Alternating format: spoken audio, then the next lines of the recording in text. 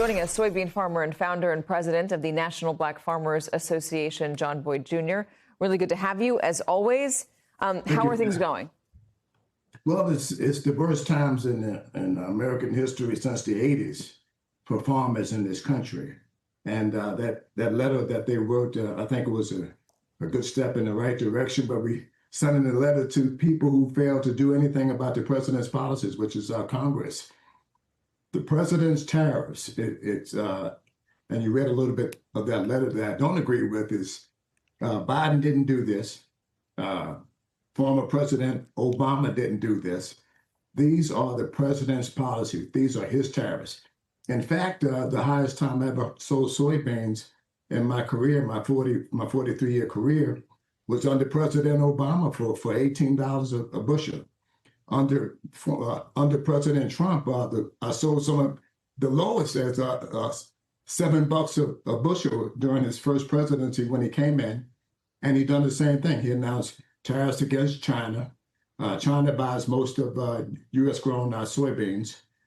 Canada, who's we rely on for fertilizer, and corn for Mexico that we sell, mostly U.S. grown corn. These are these president's policies that are ruining American agriculture. And then on top of that, he gave $40 billion.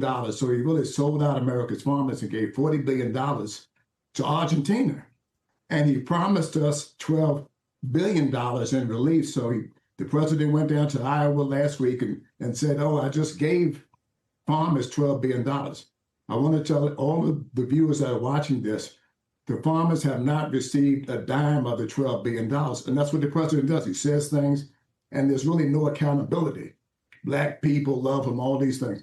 But, you know, when I tried to attend the president's farm meeting that he had several weeks ago at the White House, there wasn't one black farmer at the table. As a matter of fact, there wasn't one black person in the room. And they told me I couldn't attend the White House meeting, something about they were moving away from DEI. I'm talking to you from my farm. There's no DEI on my farm. You know, my cattle eat the same amount of hay. My tractor burns the same amount of diesel fuel, and I have to be able to produce a crop here just like everybody else. I'm sorry, what? There was a farm meeting at the White House. You tried to go. Were you there physically? Did they turn you away at the door? Or what happened? Well, the farm community is a very small community. So people were telling me that there was going to be a farm meeting. And I reached out to the White House to attend, and that's the feedback that they got. In fact, they said they were moving away from the black farmer issue. They were moving away from DEI and the small farmer issue, and they were focusing on large-scale white farmers and corporate farmers because they produce the most food, is what this administration said. And they told me that they may come back in a couple of years and revisit the farmers of color issue, but right now that they were moving away from it. And where's the accountability? I'm a farmer just like anybody else. As a matter of fact, I'm a pretty good farmer. If I wasn't, I wouldn't be able to survive under this president's horrible policies that they're putting out there. Were there other smaller farmers there?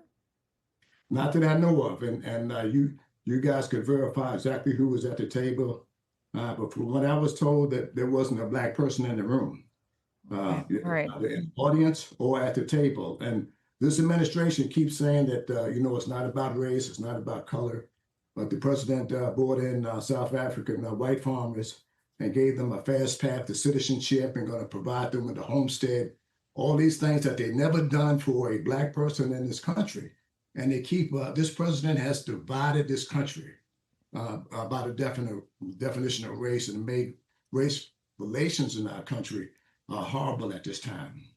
All right, we're going to look into those claims there about that meeting. John Boyd Jr., thanks so much for joining us. Always appreciate it.